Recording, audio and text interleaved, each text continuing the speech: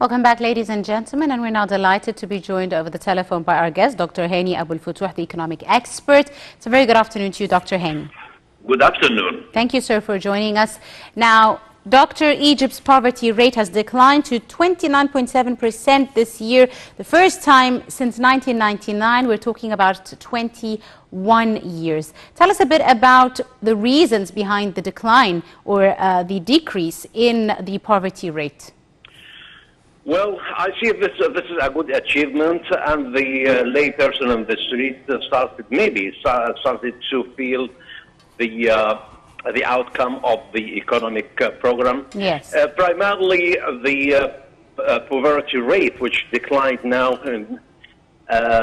is due to reducing or curbing the inflation. Inflation now stands at its lowest in many years. Mm-hmm. It's nearly 4.6%.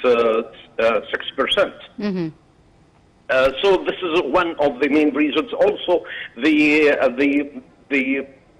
official papers released recently shows that the average income of the Egyptian families increased from 60,000 to 64,000 per annum. Mm-hmm. Which also an indication that the prices or the decrease in inflation has impacted the annual income of the Egyptian citizens. Yes, indeed. Doctor, also the Minister of Planning and Economic Development, Hala Said, said that she emphasized that the decrease in the poverty rate was in all regions, but the largest was in the rural Lower Egypt by 4.73%, followed by rural Upper Egypt at 3.79%. Let's talk a bit about some of the development projects, job creation opportunities, employment opportunities that occurred specifically in the Upper Egyptian areas.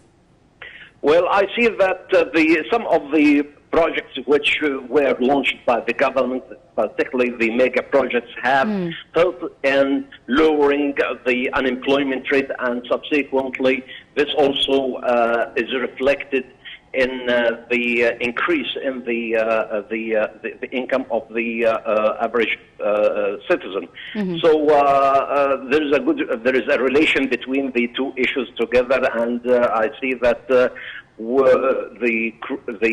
mega projects create jobs, and we also expect that by encouraging the private sector in a more enabling investment environment, this would also help in creating more jobs in the private sector, and eventually this will be reflected in the figures of the expenditures and income of which is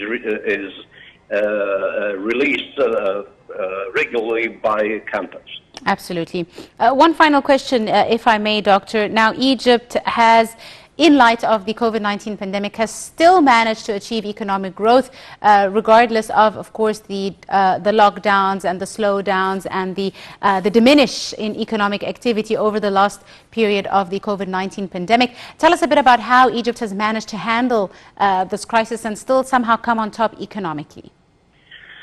The government has taken several measures to deal with the repercussions of the COVID-19. Yes. For example, the Central Bank of Egypt has adopted an easing monetary policy by reducing the key rates several times, and for the first time, the biggest decrease in or the first cut in the interest rate was immediately at the time of the pandemic by reducing the interest rate by 3%, followed by several cuts. The most recent one was last month by cutting interest rates by 50 basis points or so. Also, the Central Bank of Egypt introduced several incentives lowering the interest rate for some sectors, for the industrial and the tourism sector, in order to encourage them to meet their operational expenses during the difficult times. The government also introduced some forbearance measures in taxations and collections of dues, the government dues. Yes. All these measures altogether in tandem helped in maintaining or sustaining the economy. Instead of, it was planned that Egypt would achieve 5.8% growth, economic growth, but now the expectations or the forecast by end of this year runs around 3.6%. Indeed.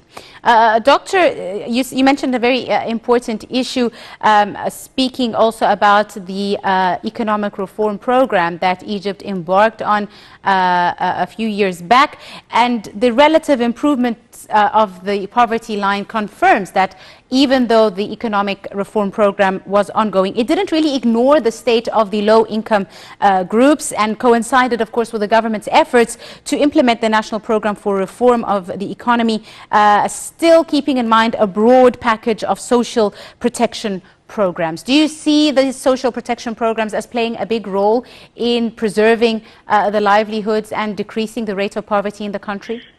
Yes, to some extent. That's why the government has expanded its allocations for funds for the cash benefits, the Takaful and Karama. Yes. And the government has arranged for exceptional cash payments for the irregular workers at the beginning of the COVID-19 pandemic in March and onwards. Yes. Yes, indeed, and that was needed, and that's why the government has, at the beginning of the crisis, allocated 100 billion Egyptian pounds to meet the unexpected repercussions of the COVID-19 pandemic. Yes, absolutely. Dr. Hany Abou El Fotouh, the economic expert, I'd like to thank you very, very much, sir, for joining us and for your input on today's edition of Cairo Local Time. And ladies and gentlemen, a short break, and we'll be right back for more, so do stay tuned.